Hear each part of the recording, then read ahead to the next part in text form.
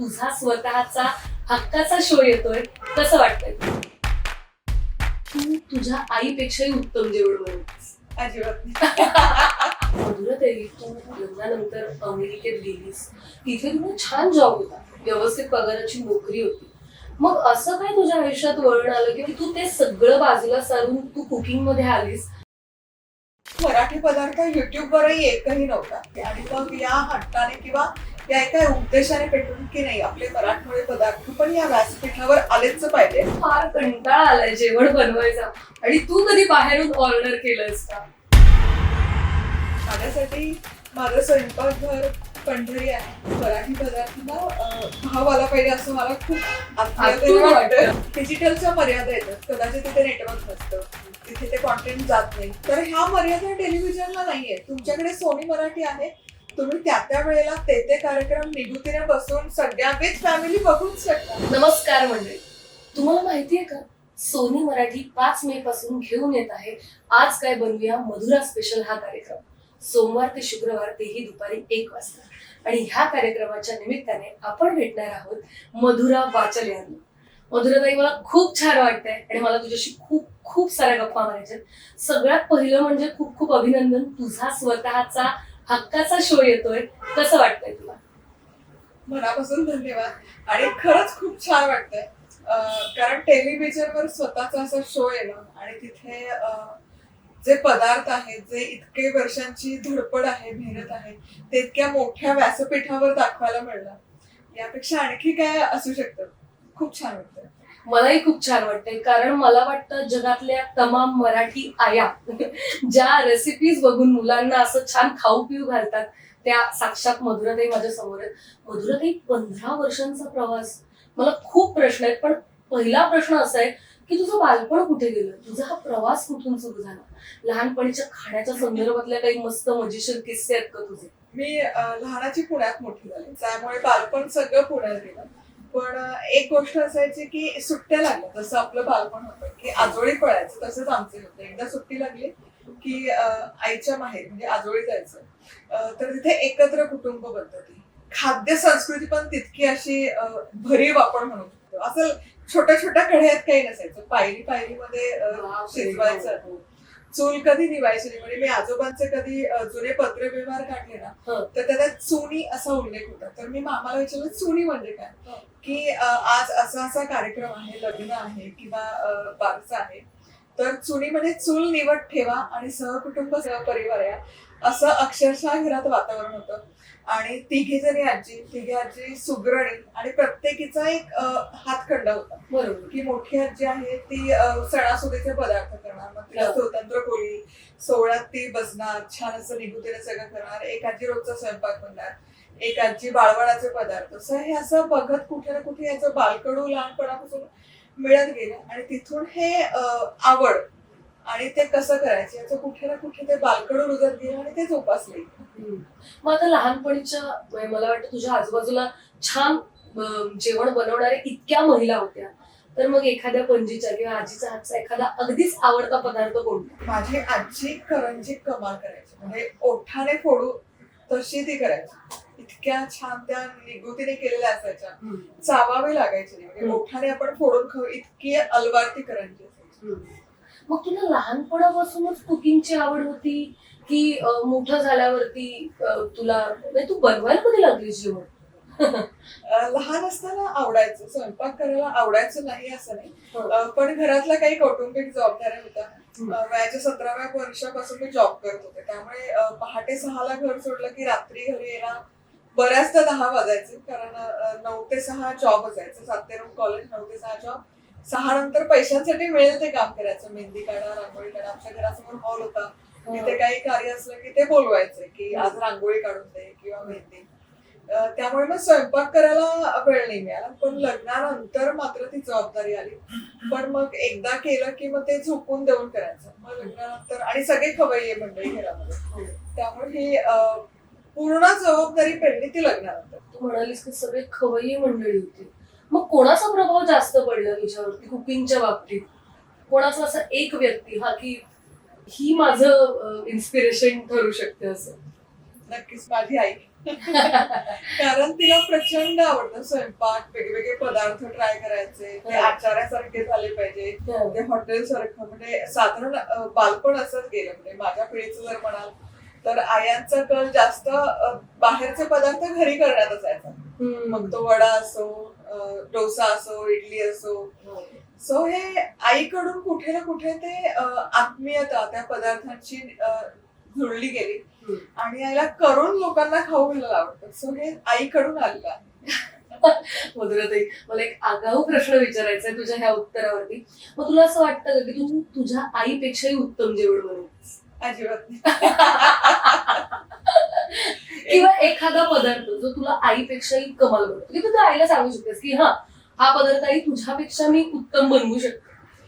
मला असं वाटतं ना, पदार्थांची तुलना होऊच नाही शकत. कारण प्रत्येक जण त्यांचा कुठला ना कुठे एक्सपेक्टर टाकून तो पदार्थ करतात. आपण हाताची सर म्हणतो त्यामुळे तुलना नाही. पण काही पदार्थ मला माझ्या हातचेच खायला आवडतात. त्यामध्ये पोहे आहे, उपमा आहे, प्रसादाचा शिरा आहे, वरण भात आहे.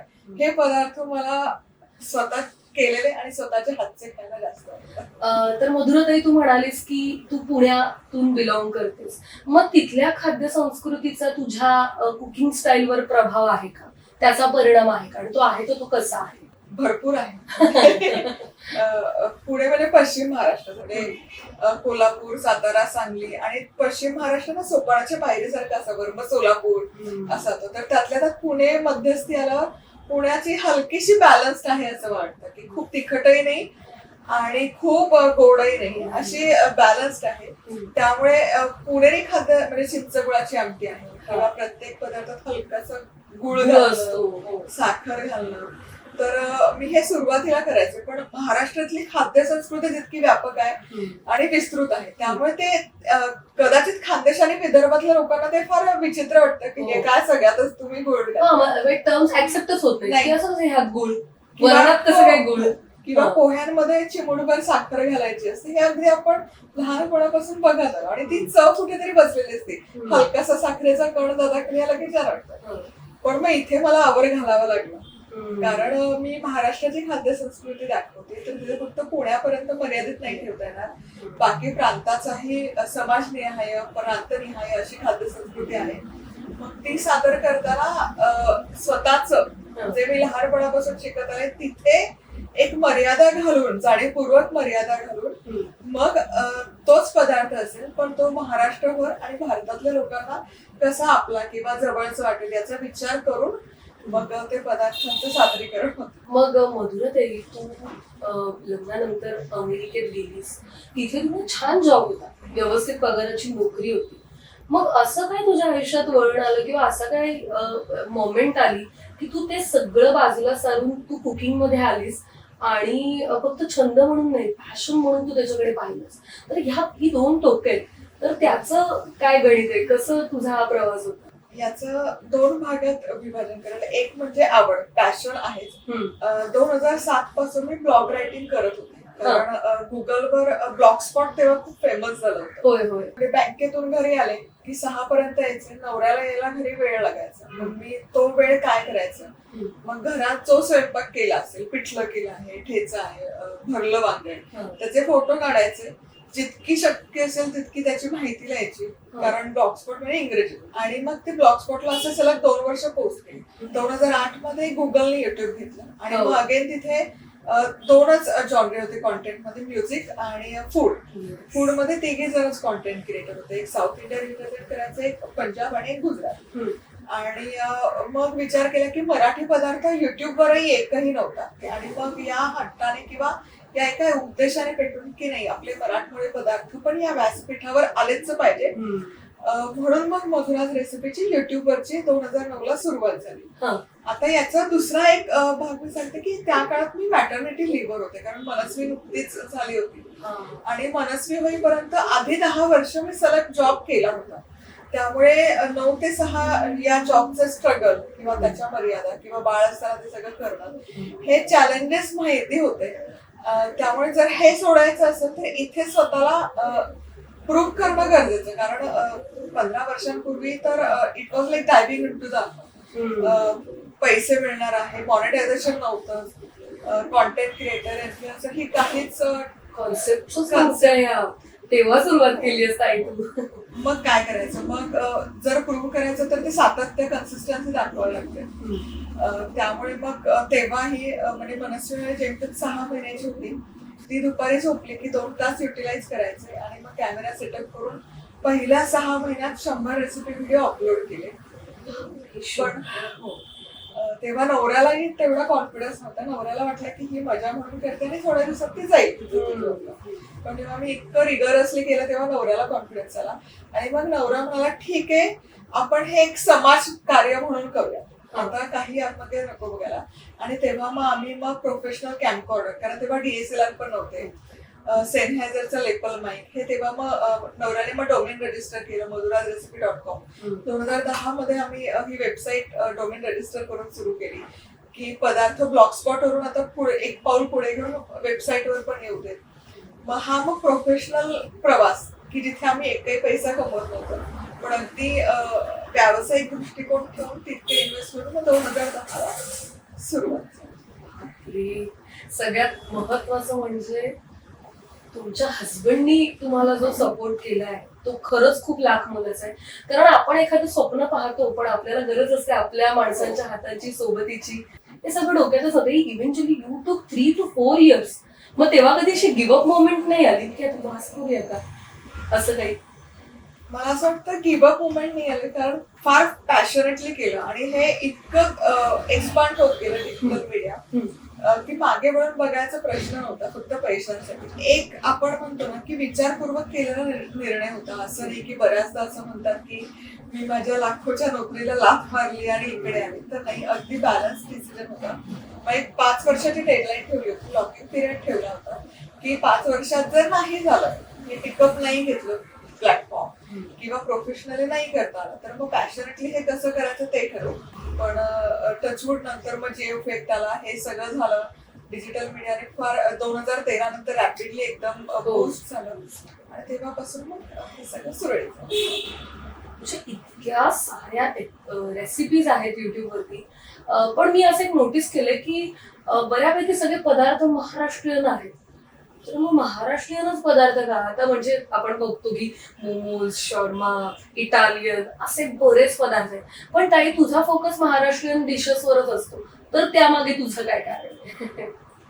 सो 7 वर्ष अमेरिकेत होते आणि तिथे जेव्हा अमराठी भाषिक किंवा नॉर्थ इंडियन आहेत, गुजराती आहेत, तर त्यांचं एक मत असं झालं होतं, त्याला मी मीठ म्हणते की गैरसमज, की मराठी पदार्थ म्हणजे फक्त शेंगदाणे, तेलकट, तिखट, जाड. आणि मग हा प्रवास तसतसा सुरू राहिला पुढे, तसतसं वाचन, त्या अनुषंगाने भारतीय खाद्य संस्कृती, भारतीय संस्कृती, हा अभ्यास सुरू असताना एक गोष्ट जाणवली की नाही, महाराष्ट्रातली खाद्य संस्कृती प्रचंड विस्तृत आहे. जिथे जे पिकतं तिथे ते शिजतं. पश्चिम महाराष्ट्र झालं, कोकण किनारपट्टी, म्हणजे कोकण म्हटलं की आपल्याला फक्त वाटतं की तळ कोकण म्हणजे रत्नागिरी, सिंधुदुर्ग, पण सिंधुदुर्गापासून ते पालघर पर्यंत कोकण किनारपट्टी आहे. आणि हा कोकण किनारपट्टीची प्रत्येक भागातली, तळ कोकणातली खाद्य संस्कृती वेगळी आहे आणि पालघरची पूर्ण वेगळी आहे. त्याचप्रमाणे पश्चिम महाराष्ट्रातली वेगळी आहे किंवा विदर्भातली वेगळी आहे, खानदेशातली वेगळी आहे. आणि मग हा अभ्यास करत असताना की नाही, हे खूप खूप याच्यामध्ये किती घुसू तितकं कमी आहे. बरं, आपल्या पदार्थांचं बऱ्याच ग्रंथांमध्ये वर्णन आहे, जे अगदी 15व्या शतकात आपल्या संतांनी काही ग्रंथ लिहून ठेवले, जे पदार्थ आपण आत्ता करतो, खातो, अमृत फळं आहेत किंवा कडबोळी आहे, हे सगळं निगुतीने लिहिलंय. म्हणजे हा अभ्यास करत असताना ते उलगडत जातात, एक एक नाव, मग ते कसं केलं असेल. आणि म्हणून की मोमोज आणि हे पदार्थ मी दाखवते, फॉर चेंज, पिझ्झा वगैरे, कारण कालामधून, पण भर मराठी पदार्थ. असं म्हणतात आपल्याकडे की मराठी माणूस बिझनेसमन होऊ शकत नाही, उद्योजक होऊ शकत नाही. आज तू मसाल्यांचं तुझं उद्योजन आहे आणि तुझं स्वतःचं मधुराज रेसिपीज इतक्या वास्ट लेवलला पसरलंय, तर इथपर्यंत ताई तू आलीस, तर कसं वाटतंय तुला? तू बिझनेसमॅन पण नाही, तू बिझनेस वुमन आहेस, एंटरप्रेन्योर. छान वाटतं. एकतर हे केलं ज्या हेतूने, तो हेतू साध्य कुठे ना कुठे होतं याचं समाधान आहे, कृतज्ञता आहे. आणि मी ईश्वर कृपा मानते हे इतकं छान भरभरून महाराष्ट्रातल्या महिलांचं प्रेम मिळलं आणि हे किती ताकदीने आणखी पुढे नेता येईल आणि जे काही गैरसमज आहे आपल्या पदार्थांबद्दल किंवा आपल्या खाद्यसंस्कृतीबद्दल ते रूल आउट कसं करता येईल. अगदी एक खूप छान उदाहरण देते. आत्ताच गेल्या महिन्यात झालेलं माझ्या मुलीचा फूड स्टॉल होता शाळेमध्ये आणि ते फॉर गुड कॉज होता, म्हणजे डोनेशन साठी करायचं. आणि मग तिचं काय करू, काय फूड स्टॉल करू असं आलं. मग डोनट आणि कुकीज आणि हे सगळे ऑप्शन ऑफकोर्स तिच्या पिढीला तिला जे हवं ते तिने एक्सप्लोर केलं आणि सांगितलं. मग मी तिला म्हणून आपण ओल्या नारळाची करंजी ठेवूया. तिची रिएक्शन काय होती? अशीच होती. मी काय बोलते, आई कुठे वेगळंच बोलते काहीतरी. डोनट वरून थेट ओल्या नारळाची, कोण खातं ओल्या नारळाची करंजी, कोणाला आवडते ओल्या नारळाची करंजी, कोण विकत घेईल, असं सगळं झालं. मग तिला मी 40 रुपयाला एक आपण विकलं ओल्या नारळाची करंजी, कारण मराठी पदार्थांना भाव आला पाहिजे असं मला खूप आत्मीयतेने वाटतं. मग ती कोणती ना 40 रुपयाला असं सगळं तरी लेट्स ट्राय असं झालं. आणि तिने 40 रुपयाचा बोर्ड लावला. पहिले तिचे टीचर आहे तुटूनच पडल्या, 40 रुपयाला विकते ते खोड, 50 रुपयाला एक करंजी विक. आणि एक अर्धा तासाच्या आत तिने 100 करंज्या विकल्या, त्या सोल्ड आउट. हे स्थान मला असं वाटतं की आपल्या पदार्थांना मिळालं पाहिजे. खरंय खरंय, असे प्रयत्न झाले पाहिजेत.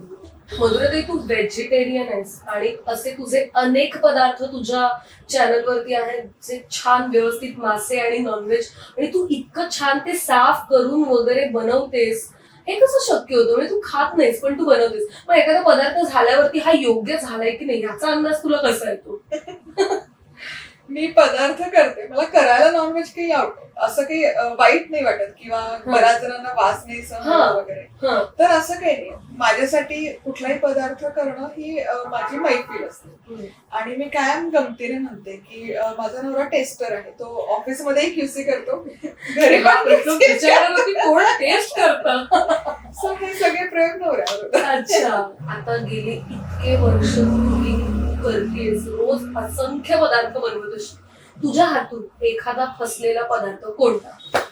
पुरे चिक्कार आहे, आणखी पदार्थ भरपूर शिकायचे आहेत. म्हणजे अमेरिकेत होते तर तिथे दिवाळीचं पूर्ण फराळ मी मायक्रोवेव्ह मध्ये ती एक सिरीज केली होती. मग असा चिवडा मी करत होते आणि मायक्रोवेव्ह सिरीज त्यामुळे ग्लासचं म्हणतात, तर त्याच्यात अर्थात ती फोडणी करपली.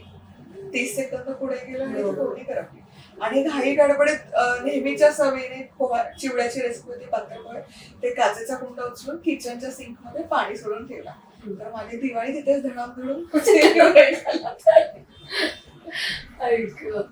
कमाल आहेत तुझे किस्से. कुकिंगकडे छंद म्हणून न पाहता आता ते करिअर मध्ये तू त्याचं रूपांतर केलंस.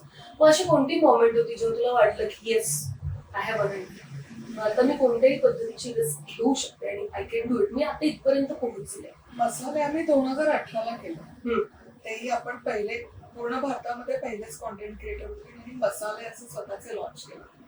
पण मसाल्यांच्या आधी आम्ही पुस्तक केलं होतं, पुस्तक प्रकाशन. त्या पुस्तकाचा आमचा अनुभव असा होता की तेव्हा डिजिटल मीडिया जस्ट ग्रो होत होता आणि जे काही रेसिपीज बघायचं ते माध्यम डिजिटल मीडिया होतं. त्यामुळे मग आम्ही बऱ्याच नामवंत प्रकाशकांकडे गेलो पुण्यामध्ये आणि सगळ्यांनी नाही म्हणे की आता आम्ही पाककृती पुस्तकं रेसिपी बुकवर इन्व्हेस्ट नाही करत किंवा ते नाही प्रकाशित करत, कारण आता डिजिटली हे सगळं उपलब्ध आहे, त्यामुळे नाही करत. असे खूप जवळपास 1 ते 1.5 महिना आम्ही खूप साऱ्या प्रकाशकांना भेटलो आणि सगळ्यांनी नाही. चला आपण आपलं करून बघूया. बेसिक मराठी पदार्थांचं पुस्तक असं 2018 ला पहिलं प्रकाशित केलं मसाल्यांच्या. तर ते पुस्तक 1.25 महिना ते 1.5 महिना अमेझॉनवर बेस्ट सेलर होतं. पहिली प्रत आमची पहिल्या आठवड्यात गेली होती एडिशन. आणि त्यानंतर प्रकाशकांनी स्वतःहून बुक सेलर त्यांनी प्रकाशकांना मग अप्रोच करायला सुरुवात केली की नाही ते पुस्तक द्या आम्हाला स्टोर मध्ये ठेवा. मग तिथे ती मराठी पदार्थांची ओढ किंवा त्यावरचा विश्वास तो तिथे कुठे ना कुठे रुजला गेला की नाही दिस इज इट आहे, लोकांना हवं आहे, फक्त ते पाऊल उचलणं गरजेचं. पण खरंच तुझ्या पुस्तकाचा हा किस्सा खूप कमाल आहे आणि खूप जास्त इन्स्पायरिंग आहे. Cooking is such an emotional process. जेवण तुझ्यासाठी नेमकं काय? माझ्यासाठी माझं स्वयंपाकघर म्हणजे माझी पंढरी आहे. आणि तिथे माझं तितक्याच तन्मयतेने आत्मीयतेने मी षड्रसात रंगलेली असते असं म्हणू शकतो. माझ्यासाठी ती मैफिल सजलेली असते भजन कीर्तनाची. की ती फोडणी घालते ते कायम म्हणजे मी फोडणीचं कायम वर्णन करत असते तर ती माझ्यासाठी ती मैफिलच असते. की मोहरी फुटली पाहिजे, जिरं फुललं पाहिजे, हिंग फुललं पाहिजे आणि मग तो जो फायनल पदार्थ येतो पूर्ण ते पदार्थ बनतो आणि ती जी दाद येते ते मला असं वाटतं की परमात्म्यापर्यंत पोहोचण्याचं एक माझं साधन आहे. सो मी भक्तीने करते, भक्तिभावाने. माझ्यासाठी माझं स्वयंपाकघर पंढरी आहे आणि माऊलींसाठी हा जो तो प्रवास जो आहे तो ती वाट आहे. म्हणजे सगुणाकडून निर्गुणा किंवा जाणीवेपासून नेणीवेपर्यंतचा प्रवास, कोहूपासून सोहूपर्यंतचा प्रवास माझ्यासाठी काय आई ग मधुराताई, आपण असं म्हणतो ना की जेवण बनवताना आपल्यातलं ते सगळं उतरतं.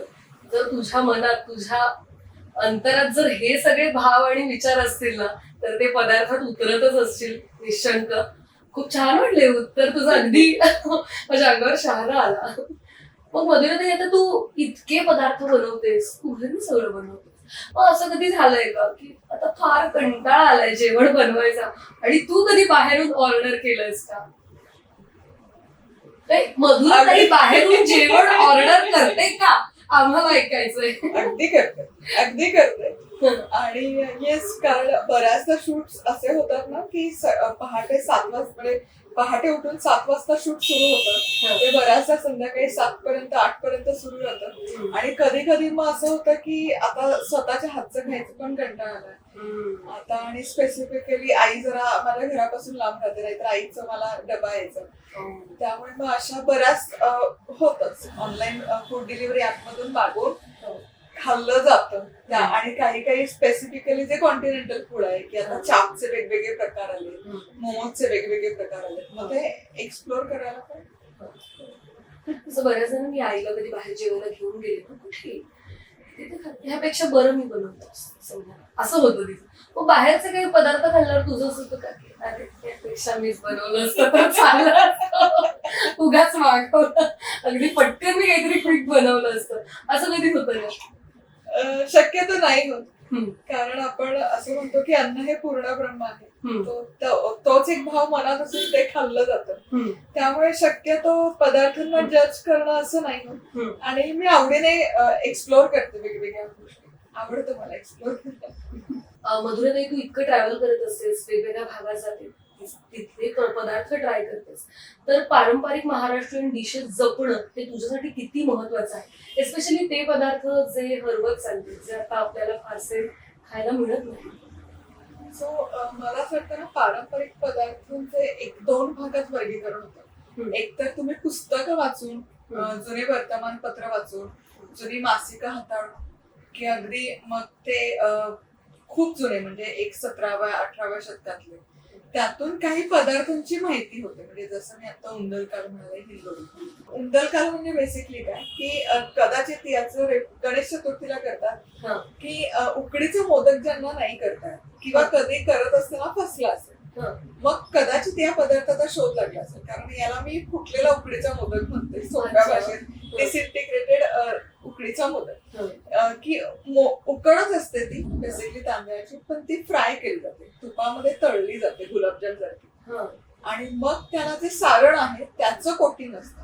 ते इतकं कुरकुरीत असतं, ते केळीच्या पानात सर्व केलं अगदी आपण गळ्यात घालतो त्या मोत्यांच्या माळा कसं असतं, इतकं सुंदर आणि सुबक दिसतं. सो हे इमॅजिन करते. इतकी सात्विकता आहे त्या पदार्थामध्ये, इतकं खुसखुशीत कुरकुरीत होतं. आणि हे म्हणजे जवळपास 5 स्टार किंवा मिशलिन स्टारच्या लेवलचा तो पदार्थ आहे आणि पौष्टिक आहे. सो मग ही प्रोसेसही कधी कधी होते, 1 आठवड्यात डिकोड होईल, पण कधी कधी ते महिने चालते त्या स्त्रोतपर्यंत, त्या सोर्स पर्यंत पोहोचायचं. सो हा सगळा असा वाचन आणि मग ऍट ऍक्च्युअल फिरणं, प्रवास करणं, थांबवणं, तिथले मसाले आणणं, तिथल्या प्रकाशकांना भेट देणं, त्या भागातल्या त्या प्रकाशकांकडून त्यांनी प्रकाशित केलेलं पुस्तकं आणणं पाककृतींचे, हा सगळा उठाठेवा चालू असतो. आता तुझ्याकडे बघून अशा अनेक स्त्री आहेत ज्यांना वाटतं की हा आपण छान बनवतो, आपल्यालाही आपलं स्वतःचं काहीतरी करता यायला हवं, ते तुझ्याकडे इन्स्पिरेशन म्हणून बघतात. तर त्यांच्यासाठी तू काय त्यांना संदेश देशील किंवा त्यांना गाईड करण्याप्रती तुझा काय अप्रोच आहे? तर बऱ्याच जणींनी युट्यूब चॅनल सुरू केलं आणि खूप ताकदीने करतात, खूप सुंदररित्या करतात. आणि मला असं वाटतं ना की आपली खाद्य संस्कृती प्रचंड विस्तृत आहे, त्यामुळे प्रत्येक अगदी कॉर्नरला एक महिलांच्या वर्गाने जरी सुरू केलं ना तरी ते तितके पदार्थ या माध्यमातून लोकांपर्यंत पोहोचतील. त्यामुळे जर करायचं असेल तर नक्की करा. थोडं मोडकं का असे ना सुरुवात करा. अगदी गरजेचं. खूप हा अगदीच कोर थॉट आहे जो तू शेअर केलास. आणि फक्त पदार्थ करण्यासाठी नाही, मला असं वाटतं की आता डिजिटल माध्यमामध्ये तुम्ही कुठला पदार्थ करता, पण तुम्हाला जगभरात पोहोचवायचं असेल तरी हे माध्यम खूप छान आहे. होय. आता हा 17 वर्षांचा जवळपास प्रवास आहे ब्लॉग स्पॉट पासून ते सगळे. असं कुठलंच माध्यम नाहीये डिजिटलवर की मी जिथे नाहीये. जरी हे क्विक असलं डिजिटल मीडिया की असं स्क्रोल करून तुम्ही बघता, तरी त्याला लिमिटेशन्स आहेत. लिमिटेशन्स मर्यादा काय तर त्या अल्गोरिदमच्या मर्यादा आहेत की कदाचित ते काही भागांपर्यंत पोहोचतं, काही भागांपर्यंत जात नाही, किंवा डूम स्क्रोलिंग इतकं होतं की जे महत्वाचं बघायचं ते आपण बघतच. मग इथे जे शिस्त किंवा जे शिस्ताचे माध्यम आपण म्हणतो, तिथे मग मी असं म्हणते की टेलिव्हिजन, की ती एक शिस्त आहे की महाराष्ट्राची हास्यजत्रा आता लागली आहे, मग मी जाऊन सहकुटुंब ते बघणार आहे. कोण होणार महाराष्ट्राचा कीर्तनकार, मी बघणार आहे, त्या वेळेला येणार आहे. त्यामुळे मला असं वाटतं की ते शिस्त आहे किंवा शांतपणे फोकस होऊन बघणं आहे. कारण टेलिव्हिजनचा रीच हा पूर्ण महाराष्ट्रावर आहे, अगदी लहानातल्या लहान खेड्यामध्ये आहे. त्यामुळे डिजिटलच्या मर्यादा येतात. कदाचित तिथे नेटवर्क नसतं, तिथे ते कॉन्टेंट जात नाही. अल्गोरिदमचे लिमिटेशन्स असतात. अल्गोरिदम एक ठराविक टप्प्यापर्यंत तुमचं कॉन्टेंट पोहोचवतं, त्याच्या पलीकडे नाही पोहोचत. तर ह्या मर्यादा टेलिव्हिजनला नाहीये. तुमच्याकडे सोनी मराठी आहे, तुम्ही त्या वेळेला ते कार्यक्रम निगुतीने बसून सगळ्या विथ फॅमिली बघूच शकता.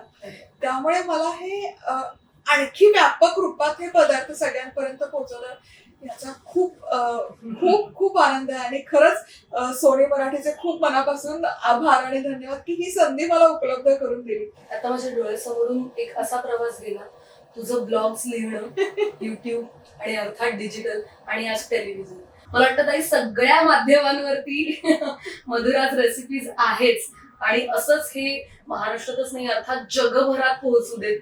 तुझ्या सगळ्या मराठी महाराष्ट्रीयन पारंपरिक सगळ्या पदार्थ डिशेस सगळ्यांच्या घरात बनू देत, ही सदिच्छा. आणि अर्थात सोनी मराठीने आता हा निर्णय घेतलेला आहे आणि आता त्यांनी ठरवलंच आहे की आपले सगळे मराठी आणि मराठमोळे पदार्थ घराघरात शिजू देत.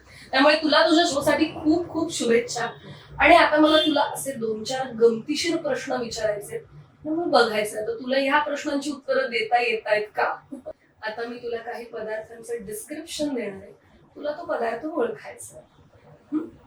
बाहेरून कुरकुरीत, आतून अगदी लज्जतदार, आपसुकच आठवतो हा जेव्हा उपवासाचा असतो वार. साबुदाणा वडा. हो. ताई मध्ये 2-4 सेकंद गेली असते तरी चाललं असतं. Oh my God. बारीक चिरलेल्या कांद्यासोबत झणझणीत तर्री तिखटाची, नाश्ता म्हटला की आठवतो, पण वाद आहे की ही आहे कुठची.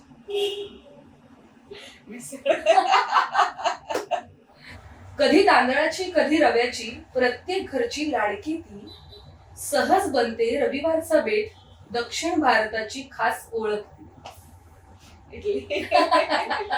पुढचं डिस्क्रिप्शन. किती किती प्रकार याचे, कुणी खोबरं शेव चिवड्याने सजवतात, आमच्या मुलीने केलेत हं म्हणत रेशमी गाठी जुळवते. मी तर हे काय म्हणते की कांदे पोहे हा फक्त पदार्थ नाहीये, यावर खूप इमोशन्स इन्व्हॉल्व आणि खूप गाठी रेशमी गाठी जुळताय. खरंय खरंय. महाराष्ट्रीयन पदार्थ तर आहेतच, नारळाची वडी, पुरणपोळी वगैरे वगैरे, पण आताच्या न्यू जनरेशनचे जे आवडीचे पदार्थ आहेत त्याचं विश्व फारच मोठं आहे. Korean, Japanese, Italian. मग ह्याचं फ्युजन किंवा ह्या अशा पदार्थांना महाराष्ट्रीयन टच देऊन तू त्यांच्यासाठी आपल्या न्यू जनरेशनसाठी काही वेगळे पदार्थ ट्राय केलेस का? किंवा महाराष्ट्रीयन फूडला थोडासा एक वेस्टर्न टच देऊन तू ते काही नवीन पदार्थ केलेस का? तर मग इथे एकच मला चॅलेंजिंग वाटतं, कारण ज्यांचा ना त्यांचं गोष्टींकडे बघण्याचा दृष्टिकोन खूप व्यापक आहे, खूप गोष्टी ते एक्सप्लोर करतात. त्यामुळे त्यांना असं नाही की त्यांची जुनी पदार्थ त्यांना आवडत नाही, त्यांची नाळ तितकीच घट्ट आहे. म्हणजे इव्हन आता बाहेर शिक्षणासाठी गेलेली जनसी ती पिढी आहे, तेही इतके उत्तम ब्लॉग्स टाकतात, फूड ब्लॉग्स टाकतात. मग ते समजून घेऊन की आता या पिढीला काय हवं, तर त्यांना क्विक हवं, इन्स्टंट हवं. त्यांच्या पिढीचे चॅलेंजेस वेगळे आहेत, तितका वेळ नाही. किंवा आता गॅसवर वांग भाजणं म्हणजे तो तेल पडतं, ते सगळं खराब होतं. मग त्याच्यासाठी शॉर्टकट काय करता येईल, मग फॉईल लावायचं, ते सगळं कव्हर करायचं. बरं, काही ठिकाणी गॅसची उपलब्धता नसते, मग मायक्रोवेव्ह करू शकता. सो हे सगळे, किंवा अगदी कॉफीची टी मेकर असतं त्याच्यातही तुम्ही ते करू शकता. सो हे सगळ्या पॉसिबिलिटीज त्यांच्यासाठी, की पदार्थ त्यांना तोच हवा आहे, पण ते चॅलेंजेस आता या फेज मध्ये ते काय चॅलेंज फेस करतात, त्या दृष्टीने मग ते कसं इन्स्टंट करता येईल. मग पुरण वाटतं पुरणपोळी, की चला या सगळ्या स्टेपच आपण गाळून टाकूया. किंवा उकडीचे मोदकासाठी तांदळाची पिठी नाही, हरकत नाही, आपण रव्याचे उकडीचे मोदक करू. सो हे सगळं त्या पिढीचं गरज आणि वेळ हे सगळं लक्षात घेऊन एक गोष्ट खूप कौतुकास्पद आहे, त्यांना आपले पदार्थ त्या पदार्थाशी ना खूप घट्ट जोडलेली आहे. फक्त वेळेचा अभाव आणि किंवा कंटाळा कमी करण्याकरता मग शॉर्टकट पद्धतीने हे पदार्थ पोचवायचे. मधुराताई, आता तू इतके वर्ष रेसिपीज करते आहेस, विविध रेसिपीज सगळ्या जगभरात पोहोचवते आहेस, तर तुला कौतुक होतंय, तर तुला क्रिटिसाइजही करतायत का लोक? म्हणजे तक्रार, किंवा नाही आम्हाला एखादी ही गोष्ट नाही आवडली बरं का तुमची, हा पदार्थ नाही आवडला, असं काही होतं? भरपूर होता. कारण समाज आणि समाज माध्यम म्हणलं की डावे आणि उजवे हे दोन्ही भाग येतात. त्याच्यामध्ये काही क्रिटिसिझम फार अगदी आत्मीयतेने दिलं असतं. नाही मधुरा, याच्यात तू या फोडणीमध्ये जरा 4 मेथ्यांचे दाणे घातले असते ना, तर त्या कढीला अजून छान चव आली असते. आणि मला आवडतं. मग मी लिहिते की काकू थँक्यू शेअरिंग केल्याबद्दल. आणि पुढची रेसिपी ते मेथ्यांचे दाणे घालून ती पोस्ट करते, त्यात काय त्या काकूंचं नाव पण असतं. म्हणजे इतक्या छोटे छोटे डिटेल आम्ही नोट डाऊन करतो किंवा लिहून ठेवलेलं असतं. त्यामुळे प्रत्येक वेळेसच खराब क्रिटिसाइज होतं असं नाही, कन्स्ट्रक्टिव्ह क्रिटिसिझम असतो. ते पॉइंट आम्ही नोट डाऊन करतो आणि त्यावर काम करतो. पण असेही असतात की उगाच क्रिटिसाइज करायचं म्हणून पण केलेलं असतं. समोर असतं तेव्हा कोणी निगेटिव्ह नाही बोलत, पण असा एक अनुभव आला होता की नुकतंच मधुराचं रेसिपी सुरू झालं होतं मराठीच्या. 2016ची गोष्ट. आणि माझी मुलगी कथ्थक शिकायला जायची, तिथे त्यांची मुलगी होती. तर कदाचित त्यांचं काही मेसेज किंवा कमेंट असेल, त्यांना रिप्लाय नव्हते गेले, त्यामुळे त्यांचा थोडा गैरसमज झाला. मग त्या तिथेच मला थांबवून खूप चिडल्या होत्या आणि भांडायला वगैरे लागल्या. असं सगळं झालं सुरू. माझ्या लक्षात आलं की हा छोटासा गैरसमज आहे. मग मी त्यांना विचारलं की माझं घर इथे रस्त्याच्या पलीकडे, आपण जाऊयात का घरी जाऊन मी निवांत बसून करू. मग त्यांना मी घरी घेऊन आले. मग नुकतीच मी आईस्क्रीमची रेसिपी पोस्ट केली होती, मग आईस्क्रीम खायला दिलेला. आणि त्या का चिडल्या होत्या त्या विसरून गेल्या. तेव्हापासून आम्ही छान मैत्रिणी आहोत. आणि आम्ही तो विषय छेडला देखील नाही, पण आम्ही आता छान मैत्रिणी आहोत. ताई, आता बघ 5 मे पासून तुझा हक्काचा शो सुरू होतोय आणि अजून काय नवीन रेसिपीज तू आम्हाला दाखवणार आहेस आम्हाला खरंच कल्पना नाहीये.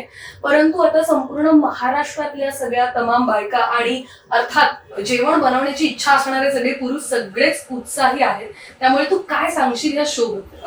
मला असं वाटतं की आता TMC म्हणजे टू मच कॉन्टेंट झालं, म्हणजे कॉन्टेंटचा महापूर आहे.